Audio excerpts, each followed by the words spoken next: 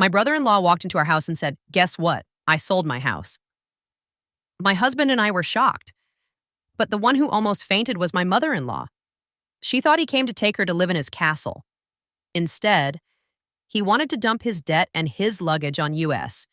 Within a week, she tried to kick me out of my own house, demanded my husband divorce me, and told Kevin to move in permanently. But the moment my husband revealed the truth, "This is Sandra's house. She pays for everything," their faces collapsed. And when we finally left them with the mortgage, let's just say, karma didn't knock. It broke down the door. When Kevin cheerfully announced, "Guess what? I sold my house." My husband and I were surprised, but no one was more shocked than my mother-in-law. Her face paled instantly. "Why? Why would you do that? Weren't you supposed to come get me?" she asked, visibly trembling. Kevin avoided her eyes and brushed it off. Meanwhile, Sandra, just stood there quietly. I work from home with my husband, Robert. Our work-from-home life is peaceful, flexible, and steady. Except my mother-in-law never believed a word of it. "Are you two even working? Why don't you go out to work like normal people? Are you thinking about your future at all?"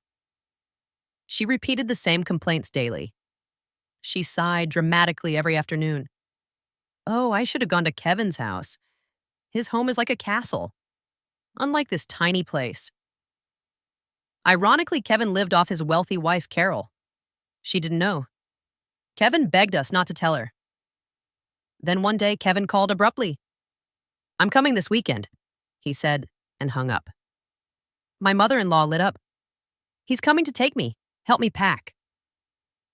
She accused us of trying to make her a housekeeper, even though she did nothing at all, but we still helped her pack. When Kevin and Carol arrived, they pretended to act overly sweet. My mother-in-law ran to them and immediately began acting like a victim.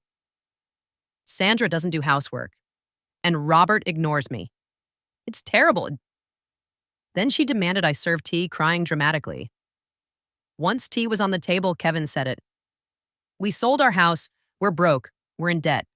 We need a place to stay." My mother-in-law's face crumpled. "You're not taking me?"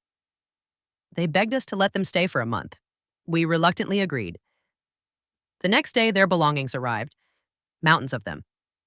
My mother-in-law sighed loudly, then suddenly said something horrifying. Wouldn't it be better if Kevin stayed here and you two freeloaders left? Sandra can leave first. Divorce her. Her room can hold these packages." My stomach dropped.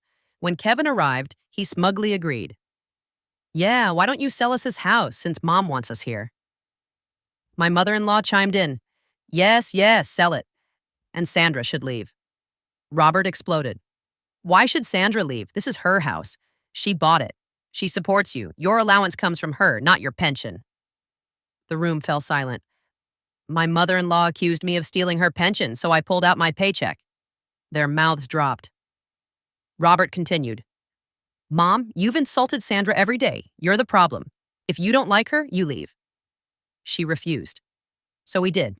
We transferred the mortgage and ownership to Kevin, exactly as they wanted, and walked out. Months later, our life was peaceful again. Then my mother-in-law called sobbing. Kevin had disappeared with all her pension.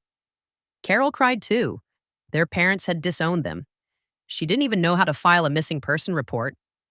We told them to call the police. Soon we found out the truth. Kevin was arrested for robbing a bank to pay off debts. Now Carol and my mother-in-law live alone in that house, struggling, working part-time, and drowning in Kevin's debts. As for us, we're finally free.